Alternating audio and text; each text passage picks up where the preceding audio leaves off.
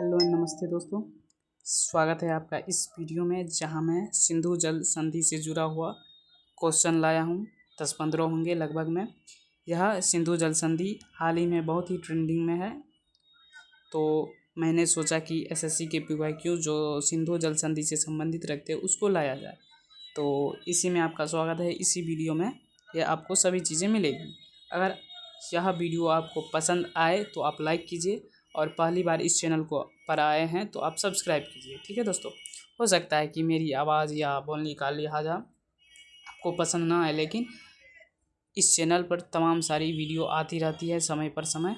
ठीक है दोस्तों, तो देखते हैं पहला क्वेश्चन क्या है। सिंधु जल संधि 1960 के तहत भारत सिंधु नदी प्रणाली द्वारा कितना जल वहन किया जा सकता है? तो वो है 80%। यानी साधारण भाषा में बोले तो 20% भारत यूज़ करेगा और 80% पाकिस्तान। तो सिंधु जल संधि 19 सितंबर 1960 को भारत और पाकिस्तान के बीच हस्ताक्षरित एक जल वितरण संधि है। संधि पर तत्कालीन प्रधानमंत्री जवाहरलाल नेहरू और पाकिस्तान के राष्ट्रपति अयूब खान हस्ताक्षर किए थे। इसमें विश्व बैंक की मध्यस्थता थी, उन्होंने ही करवाया था ये सब। यह संधि भारत को सिंधु नदी प्रणाली का 20% पानी और शेष 80% पाकिस्तान को देती है। सिंधु भारत को 3 पूर्वीय नदियाँ जैसे व्यास, रावी और सतलज पर नियंत्रण देती है, और पाकिस्तान को 3 पश्चिम नदियाँ जैसे चिनाब, सिंधु और झेलम का नियंत्रण देती है। यह संधि भारत को पश्चिमी नदियों के पानी की सीमित सिंचाई, उपयोग और बिजली उत्पादन, नेविगेशन आदि जैसे अनुप्रयोग के लिए गैर उपभोज्य उपभोग के लिए उपयोग की अनुमति देती है। ये हो गया। इसके बाद अगला क्वेश्चन है कि निम्नलिखित में से कौन सी सिंधु नदी की एक सहायक नदी नहीं है?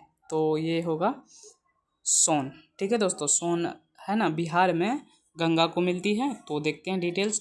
सिंधु एशिया की एक सीमा पार नदी और दक्षिण और मध्य एशिया की एक ट्रांस हिमालयन नदी है। 3180 किलोमीटर लंबी यह नदी पश्चिम तिब्बत से निकलती है और कश्मीर के विवादित क्षेत्रों के से पश्चिम की और बहती और मुड़ जाती है। सिंधु नदी का उद्गम स्थल तिब्बती पठार सेंगे चबांगू गार नदी है। यह नदी कराची, पेशावर, गिलगिट, अटाक, थट्टा, जमशोरो, रावलपिंडी और कोट मिथन से होकर गुजरती है। सोन भारत में सिंधु की सहायक नदी नहीं है, साफ साफ कर दिया है। तो देखते हैं कौन कौन नदियां हैं ऑप्शन में, उनके बारे में देख लेते हैं।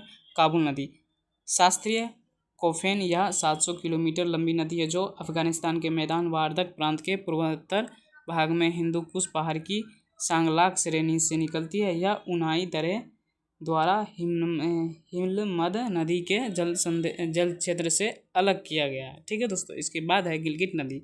सिंधु नदी की एक सहायक नदी है और गिलगिट बाल्टिस्तान के गुपिस, यासीन, गीजर और गिलगिट जिलों से होकर बहती है।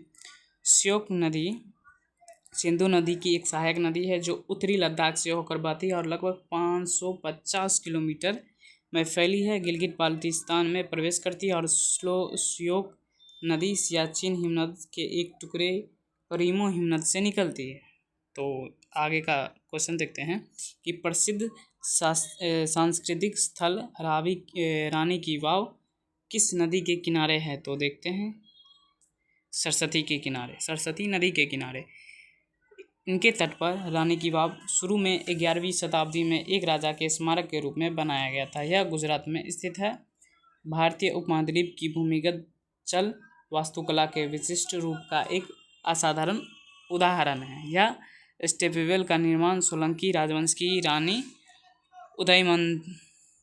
उदयमती ने 11वीं शताब्दी में अपने मृत पति भीमदेव प्रथम के स्मारक के रूप में किया था। वर्षों के बाद जैसे जैसे सरस्वती नदी ने अपना मार्ग बदला, 1980 के दशक के उत्तरार्ध में भारतीय पुरातत्व सर्वेक्षण द्वारा उसकी खुदाई तक बड़े पैमाने पर संरचना को भर दिया और दफनाया गया। रानी की वाव पानी की पवित्रता और प्रकाश डालती है, क्योंकि इसे पृथ्वी की सतह से नीचे एक उल्टे मंदिर के रूप में बनाया गया है। इसका स्ट्रक्चर बहुत ही लाजवाब है और सोचने लायक है। ठीक है दोस्तों। रिहांद, इसको रिहांद भी बोला जाता है। इंग्लिश में प्रोनाउंसिएशन कभी कभी अलग हो जाता है, बहुत ऐसी वर्ड होते हैं। तो देखते हैं रिहंद बांध भारत के किस राज्य में होते हैं, राज्य में स्थित है। तो सही उत्तर उत्तर प्रदेश। रिहंद बांध भारत के उत्तर प्रदेश में स्थित है। इसे गोविंद बल्लभ पंत सागर के नाम से भी जाना जाता है। यह आयतन की दृष्टि से भारत का सबसे बड़ा बांध है। रिहंद बांध के जलाशयों को गोविंद बल्लभ पंत सागर कहा जाता है और यह भारत की सबसे बड़ी कृत्रिम झील है। यह रिहंद नदी पर स्थित है जो सोन नदी की एक सहायक नदी है। ठीक है दोस्तों।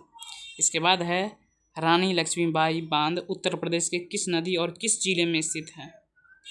तो विकल्प 4 अर्थात बेतवा ललितपुर। ठीक है दोस्तों।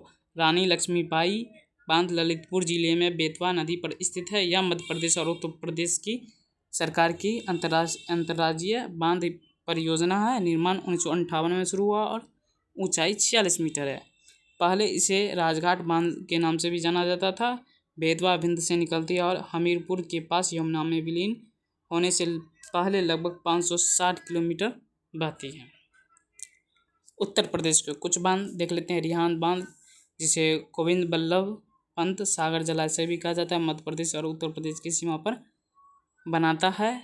बेतवा नदी पर राजघाट बांध, बेतवा नदी पर मटीला बांध और धनगर बांध घाघरा नदी पर, बेतवा नदी पर परीक्षा बांध, कानपुर में गंगा पर गंगा बैराज। ठीक है दोस्तों। श्रीशैलम कुछ नदियां हैं। श्रीशैलम जल विद्युत ऊर्जा संयंत्र किस नदी पर बनाया गया है। तो ये होगा सही उत्तर कृष्णा नदी। श्रीशैलम बांध आंध्र प्रदेश के कुर्नूल जिले में स्थित है।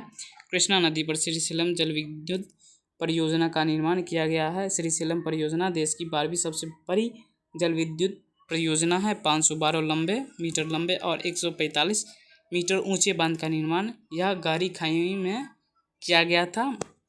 बाएं किनारे का जल विद्युत शक्ति केंद्र 6 गुने 150 मेगावाट बिजली उत्पन्न करता है और दायां किनारा 7 गुने 110 मेगावाट बिजली उत्पन्न करता है। श्रीशैलम बांध 215 टीएमसी फीट के सकल भंडारण के साथ जलाशय बनाता है। श्रीशैलम जल विद्युत परियोजना भारत की तीसरी सबसे बड़ी निर्माण परियोजना है। सतलज नदी किस दर्रे से होकर भारत में प्रवेश करती है। तो सही उत्तर शिवकीला। शिवकीला भारत तिब्बत सीमा पर बड़ी एक पहाड़ी दर्रा और सीमा स्थान है। सतलज नदी शिवकीला दर्रे से होकर भारत में प्रवेश करती है। यह हिमाचल प्रदेश भारत और तिब्बत राज्य में किन्नौर जिले में स्थित है। यह दर्रा सिक्किम में नाथुला और उत्तराखंड के लिपुलेख के बाद तिब्बत के साथ व्यापार के लिए तीसरी स्थान है। ठीक है दोस्तों। उसके बाद देखेंगे निम्नलिखित में से कौन ब्रह्मपुत्र नदी की सहायक नदी नहीं है। तो टोंस नदी यह प्रमुख बारहमासी हिमालय नदी है जो उत्तराखंड के गढ़वाल संभाग से होकर बहती है और यमुना नदी की सबसे बड़ी सहायक नदी है। इसकी लंबाई 148 किलोमीटर है। यह नदी का उद्गम बंदरपूछ पर्वत है। टोंस नदी उत्तराखंड में देहरादून शहर के पास कलसी के नीचे बहती है। उसके बाद है भागीरथी नदी पर निर्मित टिहरी बांध निम्नलिखित में से किस राज्य में अवस्थित है। तो उत्तराखंड है। टिहरी उत्तराखंड में बना है। भारत का सबसे ऊंचा बांध भागीरथी नदी पर निर्मित टिहरी बांध ही है। ठीक है दोस्तों। टिहरी बांध भारत और दुनिया में सबसे ऊंचा बांध है। यह उत्तराखंड में एक बहुउद्देश्य चट्टान और मिट्टी के से भरा तटबंध बांध है। ठीक है दोस्तों। इसके बाद देखेंगे कर्नाटक में निम्नलिखित में से कौन सा बांध स्थित है। तो ये होगा तुंगभद्रा। ठीक है दोस्तों। तुंगभद्रा बांध कर्नाटक में तुंगभद्रा नदी पर बनाया गया है। 5 राष्ट्रीय उद्यान, 23 वन्यजीव अभ्यारण्य है। कर्नाटक की राजधानी बेंगलुरु है। ये सब जानते हैं। कर्नाटक की आधिकारिक भाषा कन्नड़ है। श्रीशैलम बांध आंध्र प्रदेश में स्थित है और गांधी सागर बांध मध्य प्रदेश में स्थित है और मुरेपेरियार बांध केरल में। ठीक है दोस्तों। मुंशी नदी निम्नलिखित में से किस नदी की सहायक नदी है। तो वो होगा कृष्णा। मूसी नदी तेलंगाना से होकर बहने वाली दक्कन के पठार में कृष्णा नदी की एक सहायक नदी है। मूसी नदी को मूसीनूरू या मूसा नदी का या मुचुकुंडा के नाम से भी जाना जाता है। हैदराबाद मूसी नदी के तट पर स्थित है। उस्मान सागर और हिमायत सागर इस पर बने बांध है जो हैदराबाद के लिए पानी के स्रोत के रूप में काम करते हैं। और देखते हैं दोस्तों प्रसिद्ध सांस्कृतिक स्थल रानी की बाव किस नदी के किनारे है? सरस्वती नदी के किनारे। ये लगता है फिर से रिपीट हो गया है, ठीक है दोस्तों। तो कोयना, तुंगभद्रा और भीमा नदियाँ निम्नलिखित में से किस नदी की प्रमुख सहायक नदी है? तो कृष्णा।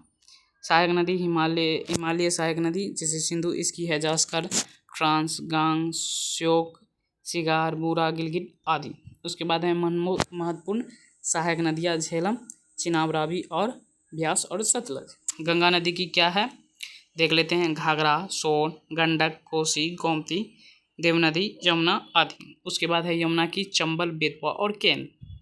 उसके बाद देख लेते हैं ब्रह्मपुत्र की सुबनसिरी, कामेग, धनसिरी, मानस, दिबांग, लोहित और तीस्ता। गोदावरी की क्या है? मंजरा, पोंगंगा, पेनगंगा, मिस्टेक, पाली, पूर्ण, वर्धा, इंद्रावती, वेनगंगा, सबरी, प्राणहिता, ठीक है दोस्तों। उसके बाद देख लेते हैं कृष्णा, कोयना, दूधगंगा, पंचगंगा, मालप्रभा, घटप्रभा, भीमा, तुंगभद्रा और मूसी।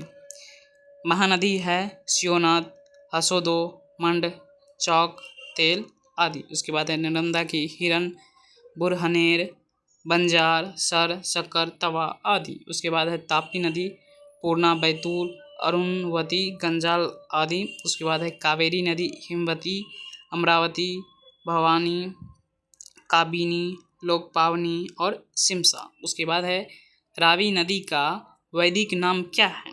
तो परुसनी। सही उत्तर है परुसनी। उसके बाद है रावी नदी का वैदिक नाम परुसनी है। ऋग्वेद में सप्त सिंधु के नाम से जानी जाने वाली 7 नदियों के समूह का उल्लेख है। पंजाब की 5 नदियों के साथ सरस्वती नदी 7 में से 6 नदियाँ बनाती हैं। हालांकि सातवीं अभी भी पुष्ट नहीं हुई है। वैदिक ग्रंथों में यमुना को यामी कहा गया है, जबकि बाद के साहित्यों में नदी को कालिंदी कहा गया है, ठीक है दोस्तों। जोग फॉल किस राज्य में है? तो वो होगा कर्नाटक। जोग फॉल शिमोगा जिले के पश्चिमी घाट सागर तालुक में स्थित सरस्वती नदी पर एक झरना है। यह भारत में दूसरा सबसे ऊंचा प्लंज झरना है। उसके बाद है यह खंडित झरना है जो बारिश और मौसम पर निर्भर करता है और प्लंज झरना बन जाता है। फॉल पर्यटक के लिए मुख्यतः आकर्षक है और मुक्त गिरने झरने की सूची में 36वें स्थान पर है। कुल ऊंचाई में दुनिया में 490 स्थान पर है और जलप्रपात डेटाबेस द्वारा विश्व में एकल बूंद झरने की सूची में 128वें स्थान पर है, ठीक है दोस्तों। तो अगर आपको यह मेहनत पसंद आई, ठीक है दोस्तों, पसंद आई, हाँ हो सकता है मैं अभी नया वीडियो बना रहा हूँ तो वॉइस क्लियर नहीं होगी, कॉन्फिडेंस की कमी होगी, लेकिन इस सब को नज़रअंदाज करते हुए सपोर्ट कीजिए।